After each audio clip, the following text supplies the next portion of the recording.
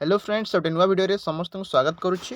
तो यही भिडियोटी खास करी जो माने भी एबे ग्रेजुएशन पास करिसेंती से माने पीजी करिवे कि बीएड करिवे बहुत पिलांकर डाउट रहउची जे सर आमे ग्रेजुएशन पर प्रथमे पीजी करिवु ना प्रथमे बीएड करिवु ना केवल पीजी कले चलिबो कि बीएड कले चलिबो। तो सब डिटेल्स रे आमे वीडियो रे बुझिबा एवं कोन पढिले आपनकर शीघ्र चाकरी हबो गोटे स्टेबल जॉब पाइबे सेहित पे तो आपण माने कोर्सटा करिवे ना।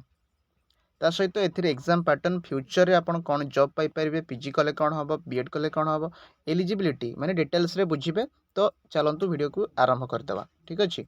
तो प्रथमे आसिला जदि आप बीएड करने चाहते देखो ये बीएड रे आम ओडिशा गवर्नमेंट रे 2450 सीट अच्छी ए वर्ष 50 सीट बढ़ी है।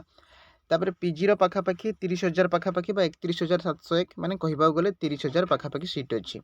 आ बीएड रे कोर्स फी प्रथम वर्ष रे 5,062 टंका द्वितीय वर्ष रे 4,618 टंका माने मिसेकी 9,670 बा 2 वर्ष जदि आप गवर्नमेंट बीएड करुछंती ताले 10,000 भितर आपनकर सरी जीवो। किंतु आपण जदि बाहर स्टेट रे बीएड कले ताले आपनको पाखापाखि 1 लाख तो मिनिमम पड़ी जाव सेठी हैला।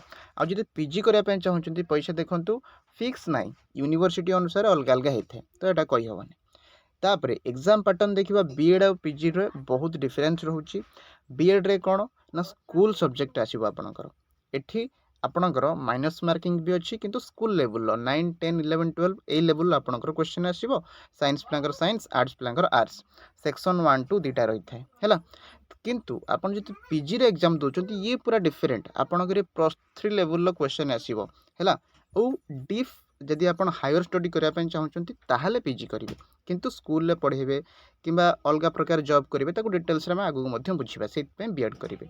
एलिजिबिलिटी कौन ना दुईटा जगह +3 करेंगे जदि आप बीएड करने चाहते आउ आपण जदि कौन कर देखो 45% रखिदे ताहले आपण एलिजिबल हो जाउछंती कौ कास्ट रे ना आपण एससी एसटी एससीबीसी किंबा पीडब्ल्यूडी किंतु आपण जनरल होते 50% रखिए और स्कूल सब्जेक्ट करिथिबा दरकार +3 टाइम रे किंतु पीजी करिया पे हेले पीजी +3 रे 45% रखियो दरकार।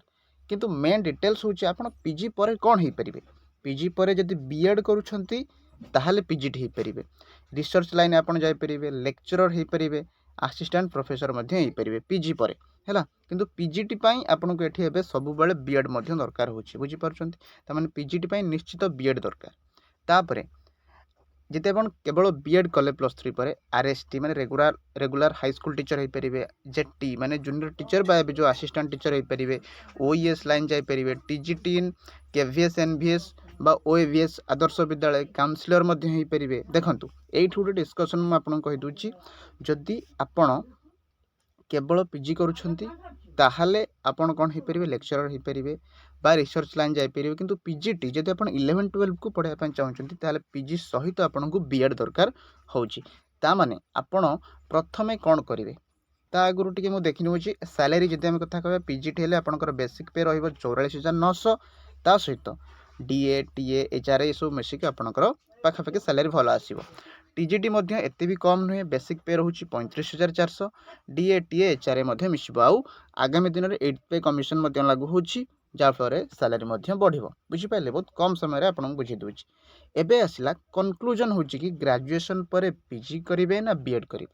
देखंतु जदि आपण केवल स्कूल लेवल रे पढ़ाय पय चाहउचंती ताहले बीएड करंतु किंतु जदि आपण हायर एजुकेशन करिया पय चाहउचंती ग्रेजुएशन परे से पाठ सहित आपनकर टच थिबो ताहले आगे पीजी करंतु ताहले बीएड करंतु। किंतु किछि पिला डाउट थियो ना सर आमे पीजी एंट्रेंस भी देइछु बीएड एंट्रेंस भी देइछु एका संगे हमर दीटा हे गला ताहले आमे कोटा करिवु पीजी करिवु ना बीएड करिवु आगे बीएड करंतु काहेकि ना बीएड रो क्रेज भी बहुत अछि बहुत जॉब मध्य आसुछि वर्ष वर्ष लगातार आसुछि। किंतु जदि आपनकर इच्छा अछि पीजी परे बीएड करिवे ताहले करि परिबे किंतु जदि एका संगे दीटा हे गला ताहले बीएड को आगे करि देबे पीजी आपण परे भी करि परिबे बुझी पारुछंती। तो पीजी परे बीएड बीएड पर पीजी कौन कन्फ्यूज हेबेनी जदि आपनकर हायर एजुकेशन प्रकृत लेक्चरर लाइन जीवार अच्छी रिसर्चर होबार अच्छी ताहले पीजी कर दियंतु। किंतु आपण जदि टीचर होबा को चाहउछंती ओईएस मध्य हे परिबे ताहले बीएड करंतु आउ दीटा जदि एका संगे होची ताहले बीएड को अधिक प्रेफरेंस दियंतु परे आपण पीजी करि परिबे बा डिस्टेंस रे मध्य करि परिबे बुझी पारले।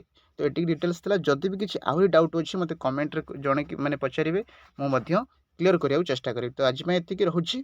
ଧନ୍ୟବାଦ।